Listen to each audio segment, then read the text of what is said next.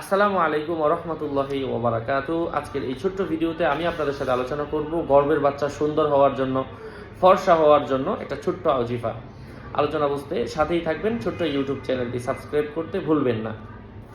অনেকের বাচ্চা কালো হলে স্বামীরা তাকে তিরস্কার করে, শ্বশুরবাড়ি থেকে তাকে খুবই হেয় প্রতিপন্ন করা হয়। তো এই আমলটা করলে গর্ভের বাচ্চা সুন্দর হবে, ফুটফুটে সুন্দর হবে। প্রথমত আপনার উচিত, যখন আপনি গর্ভধারণ করেন তখন আপনি সূরা ইউসুফ পাঠ করেন, কারণ সূরা ইউসুফ আলাইহিস সালাতু ওয়াস সালাম ছিলেন অনেক সুন্দর, যাকে দেখে মিশরের নারীরা, মিশরের যিনি মহিলা, মিশরের যে বাদশার স্ত্রী, সে অন্যান্য মহিলাদেরকে দেখিয়েছিল যে তোমাদেরকে একটা আপেল দিলাম, ছুরি দিলাম, কেটে খাও। তো তারা ইউসুফ আলাইহিস সালামকে দেখে অবাক হয়ে যায় এবং পরবর্তীতে তারা এই আপেল কাটতে গিয়ে তাদের হাত কেটে ফেলে। এটা কোরআনে কারিমের মধ্যে এসেছে। সূরা ইউসুফ পাঠ করবেন অথবা শুনবেন, ইনশাআল্লাহ আল্লাহ আপনার বাচ্চা সুন্দর করবেন।